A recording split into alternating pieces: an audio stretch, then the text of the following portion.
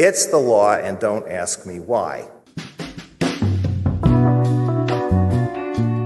Hey everyone, this is Leon from Fiasco and Prologue Projects.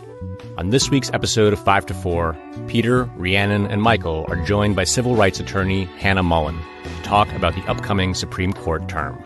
On the docket this year are cases that could further undermine the Voting Rights Act, topple federal Indian law and affirmative action, end the ability of individuals to vindicate their rights under Medicare, and allow state legislatures to dictate the outcomes of federal elections. This is 5 to 4, a podcast about how much the Supreme Court sucks.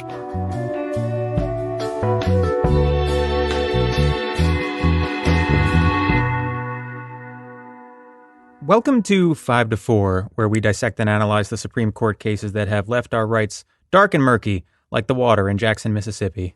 Oh. I am Peter. Ooh. Is that really? That hurts. You guys said it like I did it. I didn't do it. I want it to be fixed. I'm Peter. I'm here with Rhiannon. Hey, hello. And Michael. Hey, everybody. And our friend, Hannah Mullen. Hi. Welcome to the show. I'm so glad to be here. Thank you for asking me. We are glad you're here. Today, we are previewing the upcoming Supreme Court term. And to help us, we've brought Hannah on. Hannah is a civil rights lawyer and, more importantly, our friend on Twitter. Yeah. We try to be responsive to our audience, and of course, they've been clamoring for us to have more white women on the podcast. Yeah, direct request. Yes. Yeah, we resisted for a while because there's already a Supreme Court podcast catering exclusively to white women, but we have finally relented. Stupid. We are going to walk through some of the higher profile cases on the court's docket this year, from Medicare funding to tribal rights, voting rights, affirmative action, all the things that will be stressing you out next year. And Rhea, I think you're kicking it off here, right? Health and Hospital Corporation of Marion County v. Talevski. Yeah, let's get into it. Just like the name, it's long, it's complicated, it has so many things happening. This case has to do with the spending clause, it has to do with 1983 civil rights lawsuits, Medicaid, other federal legislation, the administrative state. There's a lot going on. What's interesting, I think, about this case is it hasn't been really discussed very much in terms of cases that are coming up in this term. But it's really important. It's a big one. So just wanted to put it on people's radar. All right, we can start with the Constitution. We start there a lot. The spending clause. Article 1, Section 8 of the Constitution gives Congress the power to tax and also to spend money. And Congress can basically spend money in three categories. Congress can pay the country's debts. They can provide for the defense. And then they can spend on general welfare. That's what the spending clause says. Now, Medicaid is one such law. The federal government is authorized to spend money on poor people's health care because of the spending clause in the Constitution, right? Now, I also mentioned 1983. We've talked about 1983 cases before. These are civil rights lawsuits based on a law that was passed in the early 1870s. It gave people the right to sue state officials for violating federal laws and federal rights. That's not just constitutional rights, but rights established by the federal government. You can sue a state official for violating those rights under Section 1983. So let's talk about the facts of the case. This comes out of a nursing home in Marion County, Indiana. It's a nursing home that's run by the state. This is not a private facility.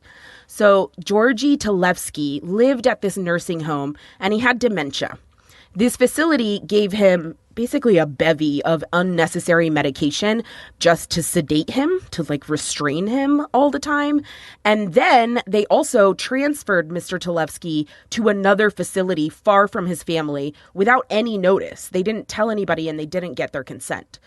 Now, pursuant to Medicaid and Congress's spending power, there's a law called the Federal Nursing Home Reform Act, which establishes the rights of residents of nursing homes that receive Medicaid funding.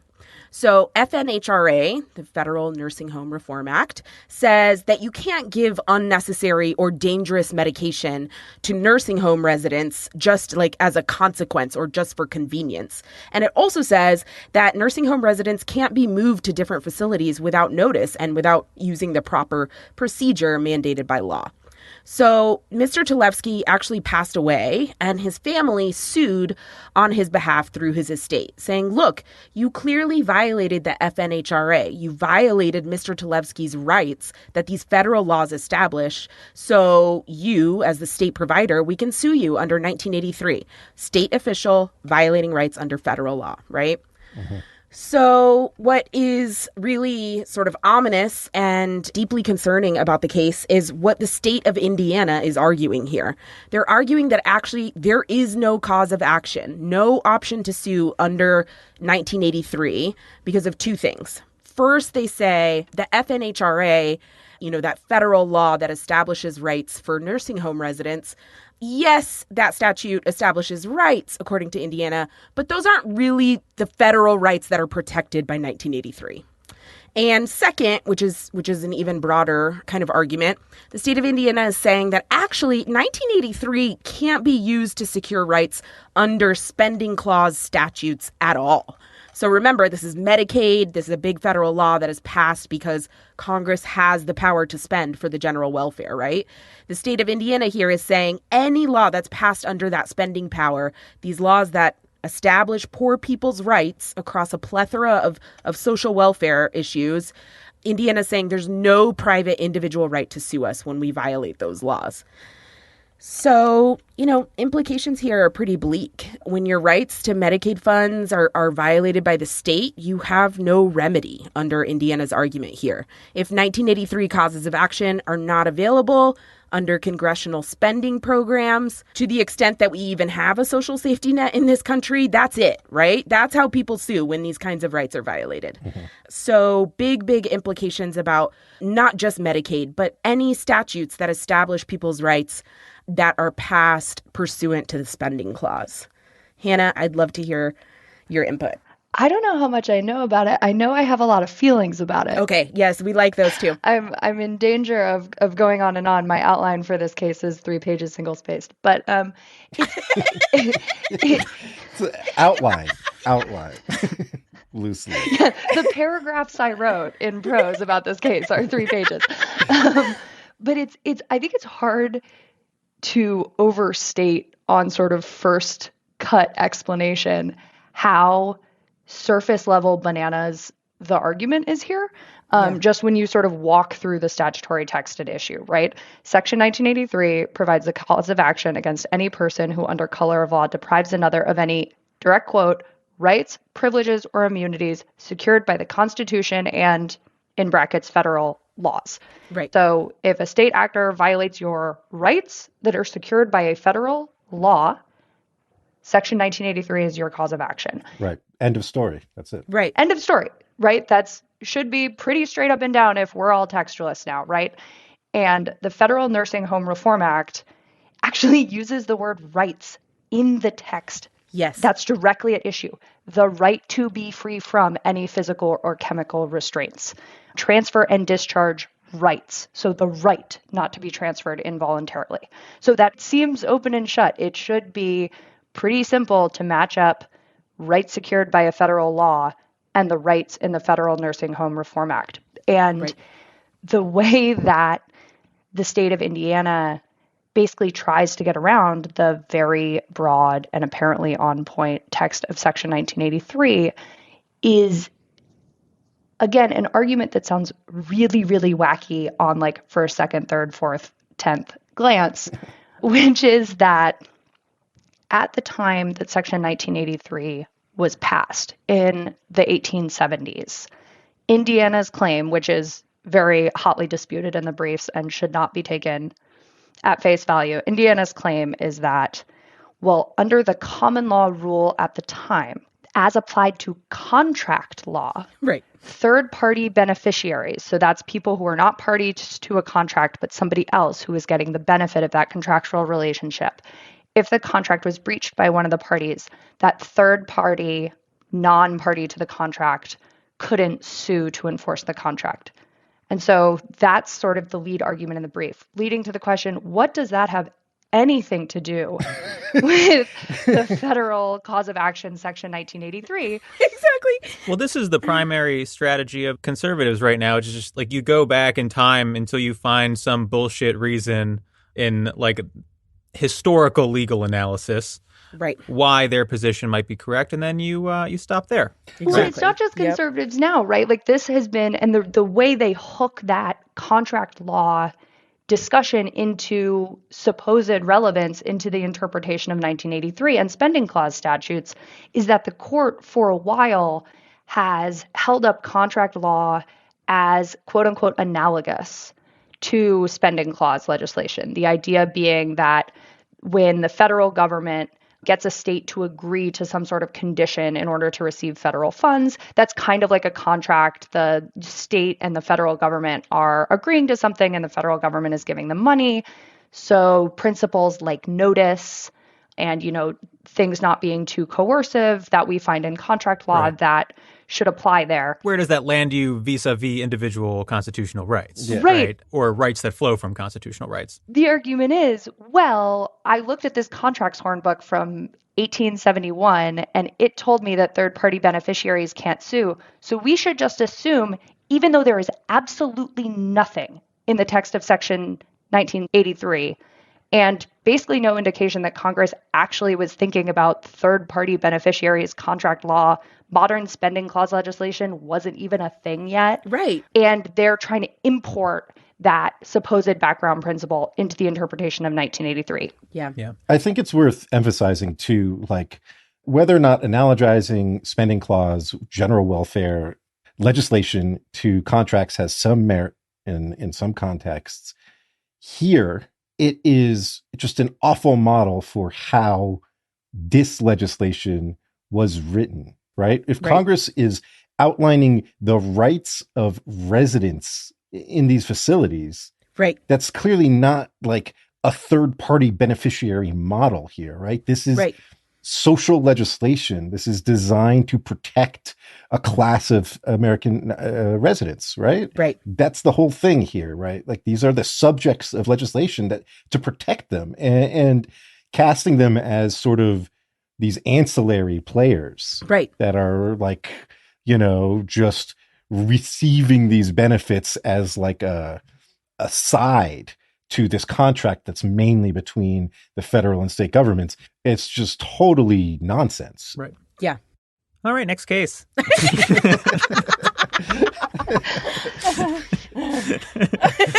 We should do the next case. Yeah. Okay, Merrill v. Milligan. All right. Michael, take it away. Yeah. So Merrill v. Milligan, this is a case about Alabama and the Voting Rights Act. So, it's going to be a good one already. just on those facts, nothing else. Nothing else. So between 2010 and 2020, the relative Black population in Alabama increased pretty substantially. And so after the 2020 census, there was a question as to whether during this round of redistricting, the state of Alabama would increase the number of majority minority congressional districts in Alabama from 1, which it had been for the previous decade, to 2, because Black people were up to 28% of the population.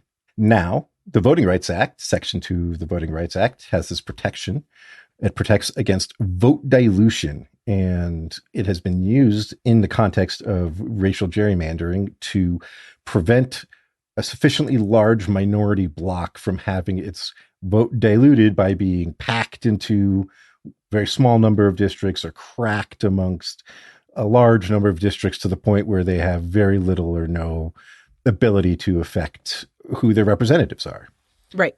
And so that's what this case is about, is Alabama drew their 7 congressional districts with only 1 majority minority district. They packed a bunch of Black voters into one district and then cracked all the rest amongst several other districts, even though Black people are almost a third of the state. Right. They're only getting 1 out of 7 districts where they'll have a chance to, pick their representative. in a 3-panel district court found that Alabama had violated the Voting Rights Act and provided 11 different maps that they said could satisfy the Voting Rights Act and all its requirements, that would provide 2 rather than 1 majority-minority districts. This got appealed to the Supreme Court, who, without opinion, stayed the district court's ruling so that the current election will be held under this unconstitutional map while they decide whether or not essentially to change 30 years plus of jurisprudence. Right. I think it's 36 years, actually, whether or not they're going to throw it out the window. And in the meantime, we'll just have to... Well, this election will be held under an unconstitutional map, but don't worry. They will say that it's constitutional next year, and then we can all rest easy. Right, exactly. Exactly. And so what's concerning about this case is there are hints based on the arguments Alabama's making and a very short concurring opinion that Justice Kavanaugh put out when they stayed the lower court opinion, sort of explaining what was going on. One part of this test, the Gingell's test, you have to sort of demonstrate that the population in question is capable of sustaining a district where they would be a majority of the population, but that district would have to be compact and contiguous and would have to meet all these other criteria, race neutral, sort of classic redistricting criteria. And what Alabama is arguing is when demonstrating this, you cannot consider race in the drawing of these maps and in the demonstration of this. And doing so is a violation of the 14th Amendment, Equal Protection Clause. Well, okay, so longest pause in the history of the world. It's hard to explain. It might be worth noting where the Voting Rights Act comes from, because the 15th Amendment prohibits discrimination in voting and expressly says that Congress has the authority to pass laws to enforce the amendment. Right. That's what the Voting Rights Act is, right? Right. It's a law passed with the specific intent of manifesting the prohibition on racial discrimination in voting. Mm-hmm. And so when you say that you can't consider race, you're literally saying, well, you can't factor race into your racial discrimination analysis. It's incoherent bullshit. It's total nonsense. It's in keeping with the modern conservative weaponization of the 14th Amendment and their sort of attempts to reify this colorblind constitution, as if that wouldn't be total nonsense to the drafters and the ratifiers of the 14th and 15th Amendments, right, which were specifically designed to make sure that Black people were made free and equal citizens, right? The idea that there was anything colorblind about that at all is total nonsense. It's also one can make a safe assumption on the surface based on the fact that Alabama, the state, is making this argument. The map was drawn by the Republican state legislators, that adopting Alabama's race-blind argument would lead to benefits for the Republican Party. Absolutely. Right. That's sort of just logically on the surface of the case.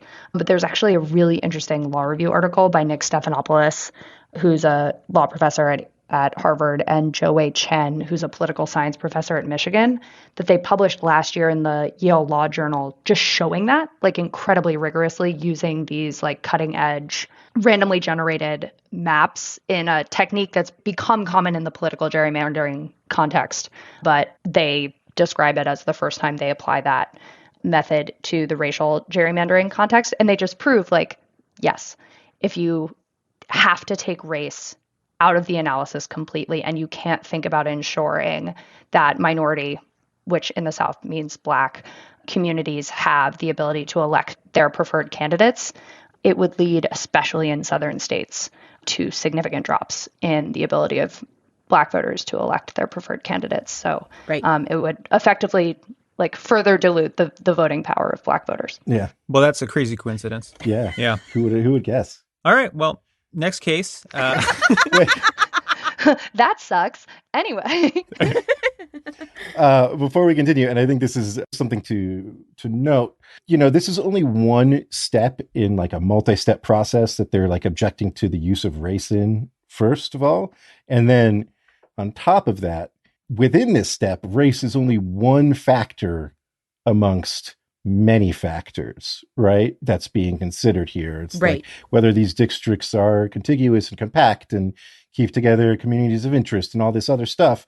Race is just one factor. So I think this sort of also, as we'll talk about later, I think this foreshadows a lot of what we're going to see in the affirmative action context. Right. As well. Yeah, the best way to stop discriminating on the basis of race is to stop discriminating on the basis of race. Right. Yeah, exactly. Yeah. This nonsense. This is a good spot, it feels like, to take a break. And we're back. Next case, Brackeen v. Holland. Hannah, all you. All right. So Brackeen is a challenge to the Indian Child Welfare Act. It's brought by two groups of plaintiffs. One is Texas. As a state plaintiff, there were several states that challenged the law in the lower courts. Texas is the only one that's taking the challenge all the way to the Supreme Court.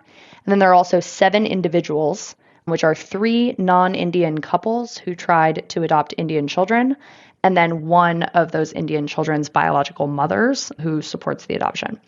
And so ICWA was passed in 1978 in response to outcry and a long series of congressional hearings about the breakup of Native American families, which, just as a note, in the legal context, the doctrine is referred to as Indian law. Right. Native Americans are referred to as Indian, so that's why I'm going to use the term Indian throughout this discussion as well. And there's a horrible history of essentially ethnic cleansing, of Indian children being removed from their homes and put in non-Indian white homes, which effectively, broke tribes' ability to pass their history and culture down through the generations and was sort of an existential threat to tribal identity. We talked about this in Adoptive Couple v. Baby Girl, and I think recently too, but the percentage of children getting adopted out of Indian homes was above 30. Right. Yeah. Above 30% of all children getting adopted out of Native homes, like really wild numbers. Right. Yeah. Yeah, and the Congress in its hearings basically determined that the 2 major causes of the problem were the federal boarding school infrastructure, which had been taking children away from their families and sort of putting them in educational settings designed to take them away from their culture, but then also, as Peter just mentioned, state child custody proceedings that were having children be adopted out of their families and out of their tribes. And so the Indian Child Welfare Act was passed in response to that. And as relevant to the case, there are 3 main requirements that ICWA imposes on state child custody proceedings when they involve an Indian child. The first is that any party seeking an Indian child's removal from their family has to give notice of those state court proceedings to the child's parent or Indian custodian and their tribe. The second is that it prohibits a state court from ordering a child's removal unless it makes certain findings, including that the continued custody of the child by the parent or Indian custodian is likely to result in serious emotional or physical damage to the child. And then third, it establishes standards for the placement of Indian children in foster or adoptive homes that include that preference must be given, absent good cause to the contrary, to placement with a member of the child's extended family, other members of the Indian child's tribe, or other Indian families. Right. So it establishes that kind of like priority, right? Like if an Indian child is going to be adopted, ICWA basically establishes the priority is that the child goes to a member of their own family or their own Indian tribe, somebody in their community, essentially, before being adopted out by a non-Indian family. Right. And there are some white people who are totally steamed about this. Yeah. For totally non-weird reasons. Totally normal shit. Yeah. Go on. And so these white people who are upset about this for totally normal reasons that I do not have any critiques of basically bring 4 challenges. They're coming at ICWA from all kinds of different angles. 3 of them are challenges that are alarming in their own right, but probably not the headliners. They argue that it's beyond the scope of the Indian Commerce Clause to pass ICWA, that Congress didn't have the power to do it.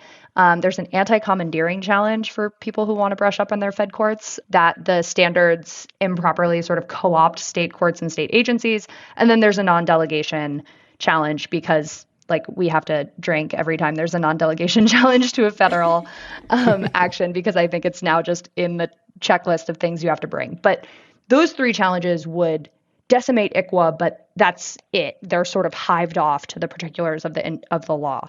But then there's an equal protection challenge, which is the blockbuster. And that's the argument that the classifications in ICWA, so the references to Indian and non-Indian and the sort of the way the law treats those groups differently, are racial classifications under the Equal Protection Clause, and therefore they're subject to strict scrutiny.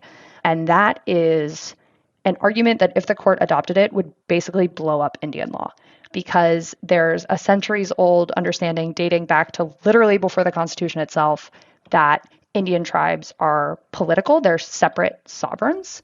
Right. Mm-hmm. And so the federal government interacts with them in a political capacity, and laws treating Indians or Indian tribes differently, that's a political classification subject to rational basis review and very much within the tradition of how Congress and the federal government interacts with Indian tribes, not racial classification subject to strict scrutiny. Because, as we all know, strict scrutiny, strict in theory, fatal in fact. If classifications treating Indians differently than non-Indians in federal law were subject to strict scrutiny, it would be extremely difficult for basically the field of Indian law to survive. Right. All right, well. No concerns there. Which, just to be specific about it, though, right, Indian law includes things like reservation status, land use, water rights, gaming, and there are a lot of non-Indian white people who I'm sure are very offended by ICWA just because they think a lot about the rights of white people that want to adopt Native American children. But it would also be, for example, a huge boon for casino companies. Yes. Mm-hmm. Oil companies. Companies that resent the fact that sometimes Indian tribes are treated differently for the purposes of water rights. Yeah. There's a lot of money to be made if Indian law were to be decimated. Has the Wynn Corporation filed an amicus? Because that might be the end of me. Well, it's funny you mention it, though, but Matt McGill, who's the counsel of record from Gibson Dunn for the petitioners, he's the chair of Gibson Dunn's betting and gaming practice group. He challenges ICWA, for a living. Wow. Gibson represents 2 out of the 3 largest casino groups in the world. So, maybe it's just a fun coincidence, but Rebecca Nagel of This Land did a whole episode basically tracing the intersection of right-wing lawyers like Matt McGill and Paul Clement, who bring pro bono challenges to ICWA on behalf of non-Indian families that want to adopt Indian children, and that they have massive casino clients, especially, and in some cases, oil and gas clients. So literally the bad guys in Ocean's 11 are suing. That's right. Okay. Well, let's move away from these cases where the conservatives are trying to do away with racial classification, specifically to target programs designed to combat historical racism, and move into affirmative action. Great. Yeah. A+. Students for Fair Admissions v. UNC and Students for Fair Admissions v. Harvard. 2 cases, not consolidated, but being handled separately, challenging 2 different affirmative action programs, one at Harvard, the other at the University of North Carolina. The reason they are 2 separate cases is essentially because UNC is a public school and therefore has to abide by the Equal Protection Clause of the 14th Amendment, which says that people must receive equal treatment under the law. So the question there is whether race-conscious admissions policies violate the Equal Protection Clause. And frankly, this one's sort of a done deal. There's just no way the conservatives uphold state school affirmative action, a clean 6-3, unless there's a real curveball here. The more interesting case, maybe the more variable case, is against Harvard, which is, of course, a private school. And so the claim there is different. The claim there is that the admissions process violates Title VI of the Civil Rights Act by discriminating against Asian American students in particular. So I think it's probably important to understand the Harvard admissions process a little bit. I will, of course, simplify, but applicants are assessed across 5 categories: academics, athletics, extracurriculars, personal, and willingness to participate in eyes wide shut sex parties. And from those, they are then assigned an overall score. But you can essentially get bonus points for various things, one of which is racial diversity, but also includes socioeconomic diversity, geographic diversity, whether you are the child of alumni, donors, faculty, or staff. The score you get is not what your admission is based on per se. It's just sort of a tentative rating. There's further discussion. Recommendations for admission are made to the admissions committee, and then they review everything holistically and make decisions. What's interesting is that there are essentially 2 arguments being put forth here in the broad sense. One is that Harvard should not be allowed to factor race into admissions, full stop. Yeah.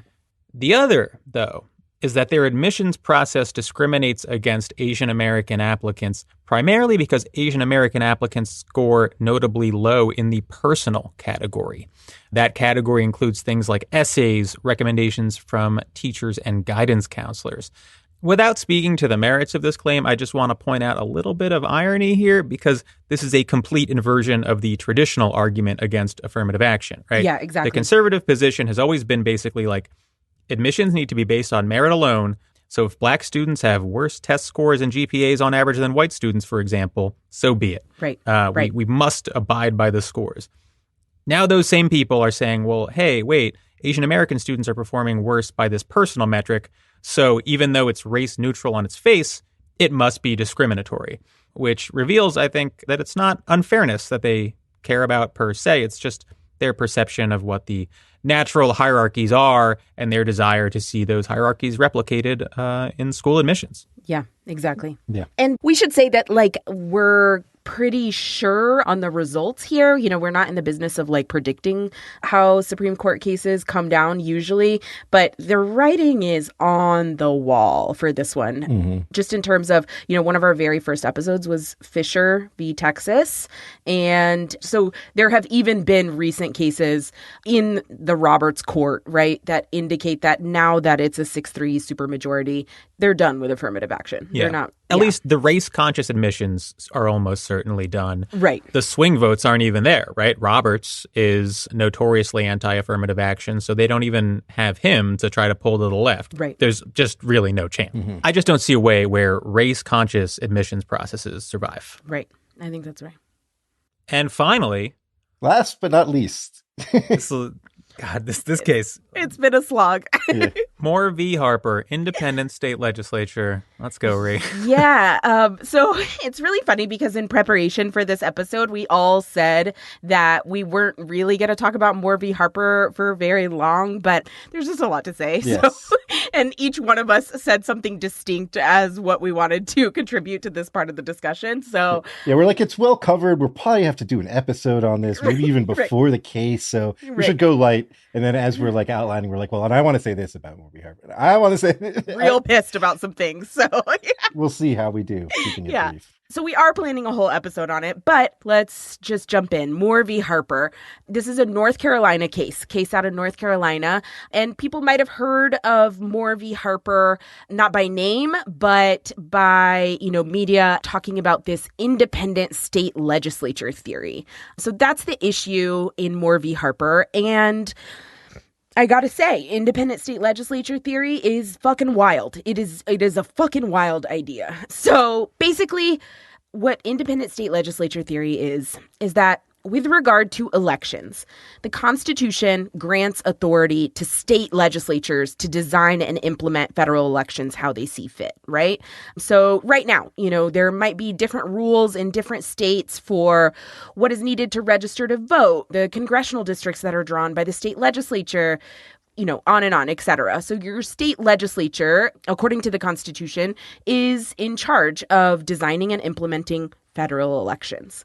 Now, what the independent state legislature theory says is that not only do state legislatures have control over those mechanics, But they have exclusive control over these rules, and they have total authority to determine how federal elections are conducted without any limitation from what state courts might say or what their state constitution might say, right? So, for example, if a state constitution, if the Texas Constitution said that partisan gerrymandering is illegal, is prohibited, the Texas state legislature would be unrestricted by that constitutional rule in Texas, and they could still gerrymander however that state legislature pleases with respect to federal elections, right? So taking it further, a legislature could maybe, for example, set new election rules that take power away from voters when picking electors for the Electoral College. And they could do this without any checks and balances from the state courts or their own state constitutions. This kind of argument probably first comes up, like in terms of in the modern era, with a little bit of prominence in Bush v. Gore. The Bush team was originally arguing that, the Florida state legislature had exclusive control over that federal election and that whatever the Florida state Supreme Court had to say didn't matter, right? And then independent state legislature theory came up, of course, again during the 2020 election with the Trump side wanting Pennsylvania, for example, to change its rules about how they selected their electors. So, yeah, this is kind of percolating up, but would be inserting absolute chaos, really, into how federal elections are conducted state to state. Mm-hmm. And so, this whole thing kind of has me thinking about the 17th Amendment, which is the amendment that established direct voting by the people for senators. So this was passed, the 17th Amendment was passed in 1910, 1911, and before that, state legislatures elected senators directly, meaning senators represented your state government in Congress, not the people, because the state legislatures were the ones electing and sending senators to Congress. So the people would have no representation at all in the Senate. And of course, that kind of system is really rife with abuse. Special interests and political machines gain control of state legislatures. They elect their own puppets and business elites for representation in the federal government. So, I'm not saying our money-filled elections are necessarily better now, but just noting that, legally here, independent state legislature theory sort of signals a mask-off kind of casual agreement with a much less democratic system that in many ways, we already had before and we got rid of because it wasn't fucking working. Right. It feels like a throwback to those days. Yes. Where state legislatures had more primacy in the relationship. Exactly. Mediating the relationship between the public and the federal government. Right. And you can sort of see how less democratic things were at the founding, how disconnected the people were from the federal government, right? You could directly elect your representatives in the House, but you couldn't directly elect your representative in the Senate. Right. You couldn't directly elect the president, right? The Electoral College does that. And then the president nominates the Supreme Court and the Senate confirms them. So there's all these degrees of separation between the people and the federal government. Exactly. Yep. And this definitely does have echoes of that, of reinserting these barriers. Yeah. Peter called it anti-democracy, right? It's an anti-democracy stance. Yeah. Yeah. It's probably worth noting here, just pragmatically. I mean, the court has allowed for largely unfettered gerrymandering regimes, mm-hmm. meaning that one party can seize control of state government power, gerrymander the state to death, and effectively insulate themselves from democratic input. And then on top of that, those state legislators who no longer represent the will of the state at all, if this theory is brought to fruition, could functionally circumvent the will of the people in federal elections, including in presidential elections, by potentially very directly choosing a winner themselves. The president then chooses his own judges who oversee all of these processes, right, creating a feedback loop of undemocratic institutions at every level of government, a complete break of the government from democratic responsiveness. Exactly. Yeah. So at the risk of being sort of the actually nerd in the chat, let's hear it, Hannah. I think I disagree about that it naturally flows from the version of the independent state legislature doctrine that's laid out in the briefs, that flows from the time, place, manner description in the elections clause, that would necessarily lead to state legislatures having the ability to set aside the results of the ballots that actually did come in the door and appoint their own electors. Well, I think you're introducing this idea of what does the state legislature have to do to ensure that the will of the people, quote unquote, is overwritten. And there has been sort of ongoing debate about when they would have to step in, right? And I think the common understanding, and sorry if I'm just speaking past your point here. No. But the common understanding, I think the sort of common sense understanding, and there's court jurisprudence to back this up, if you tell the people of your state your vote counts, then there are certain things that you are sort of guaranteeing them in terms of their vote actually meaning something, meaning that a state legislature could probably not allow the election to move forward, say they don't like the results, and send their own slate of electors, right. In the presidential election. Right. But if in advance they decide we are not going to go the classic Democratic way, nothing is stopping them, right? That's sort of my understanding of the options presented. Yeah, I think that's right. The distinction I wanted to be careful to draw is an ex ante, ex post distinction where the independents... Yeah, if you want to talk like that, you could say that. Yeah. Whatever. Little Latin never killed anybody. But the point is, it would basically clear the way for them to set whatever rules they wanted for federal elections on the front end. But the thing that I'm scared of is like accidentally shifting the Overton window so far that if the independent state legislature doctrine is adopted, like the Jeannie Thomas approach to trying to steal an election after the fact, suddenly everybody would just think that that was okay. And like, no, there would be a separate fight about like that still being extremely illegal. Yeah. So here's what I'd say to that. One, I'm fairly confident that part of the ex ante rules that they'll put in will be various escape hatches about concerns about fraud and whatnot, and mechanism by which if the legislature has lost confidence in the electoral count or whatever, that they will reserve the right to send their own slate of electors, which will be unreviewable. But also, like, I think the reason why we should assume the worst here is because, like Ree said, this came up first, most prominently recently in Bush v. Gore, when the Florida state legislature was contemplating the possibility that Al Gore would win in the recount, and they wanted to send Bush electors anyway, right? That's where this came up. That's what they were contemplating doing, is precisely what we're saying is maybe not a concern. That's what they were considering doing, and that's where this came up. And one of the people who testified to Florida's legislature was John Eastman, architect of Trump's post-election coup strategy. That's right. And also Clarence Thomas bought the argument, right? I mean, yes. And he joined Rehnquist's. Yeah, I was going to say Rehnquist did which too. seemed to, went out of its way to basically be like, we would have been on board with that. So I think, like, if you look at also, like, I was reading a thing, 538 had a whole piece on Republican nominees who are election deniers, right? And 60% of Americans will have an election denier on the ballot.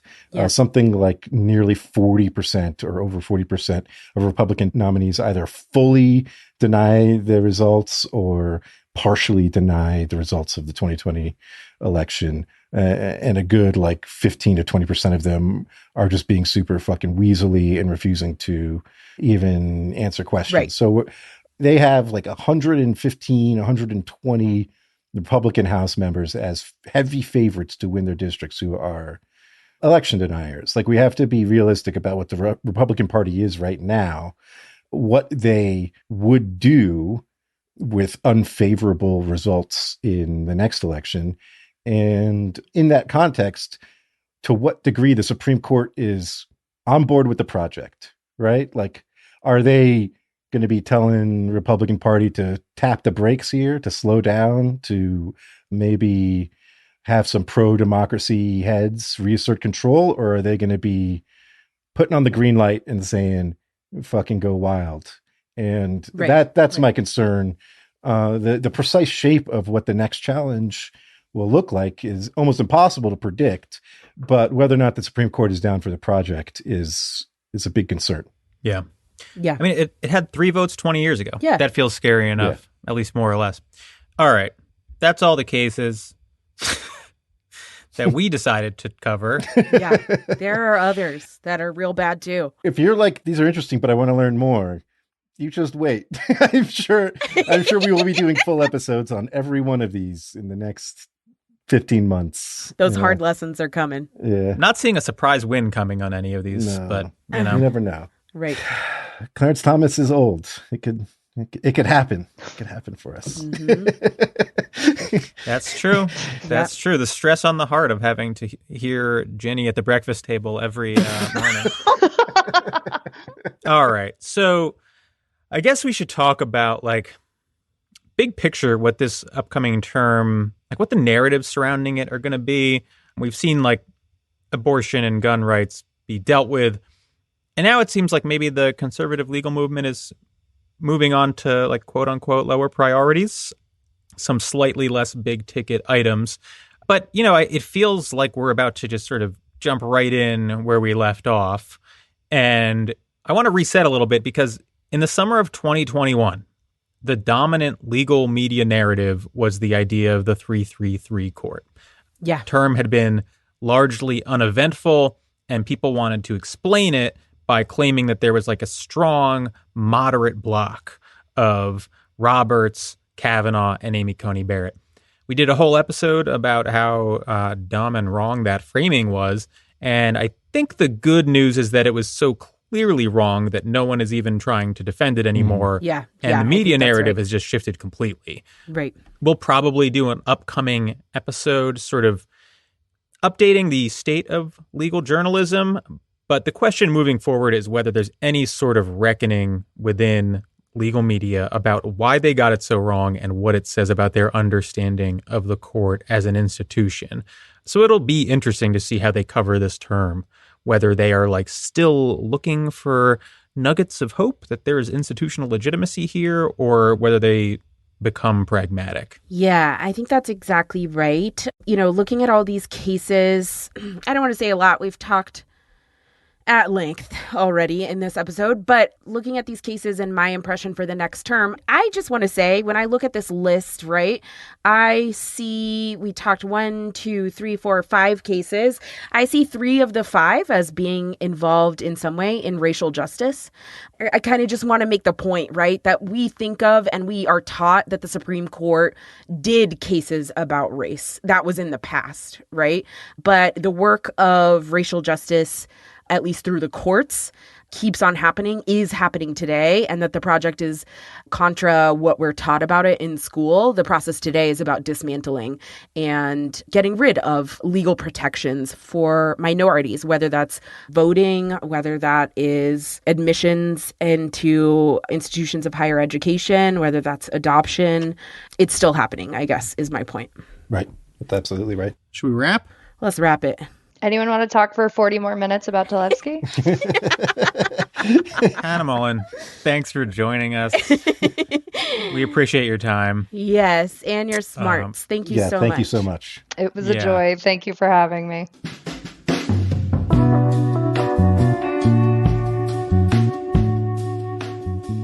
All right. Next week, Tanner v. U.S. Case about how drunk a jury can be before it's not okay. Mm-hmm. Spoilers. Pretty drunk. They can party is what the Supreme Court They can said. get down. They can have fun. You'll hear all about the world's coolest jury next week.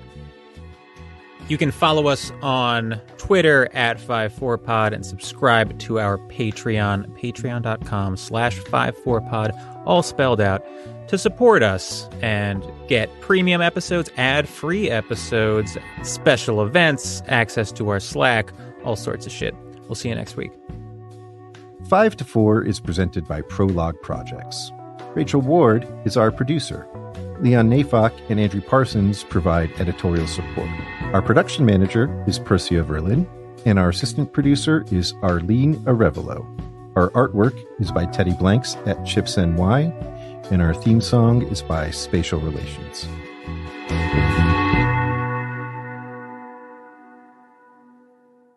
I'm going to go ahead and pull up the right document instead of the wrong one, and then we'll get on the road. Hannah, we should say that, like, Rachel is our awesome producer. Like, if you want to say something over, if you mess up and want to just take it again, like, we will probably take second takes every now and then. I would be careful about offering me something like that, because I'm like the girl who after the party dissects every single thing I said and why it was the dumbest thing alive. I used to be like that on the podcast. I'll be judicious. If you think you said something stupid later or like incorrect, just let us know, and we can like we review. We can put in audio of me going, "That's dumb." Not correct. Not wrong.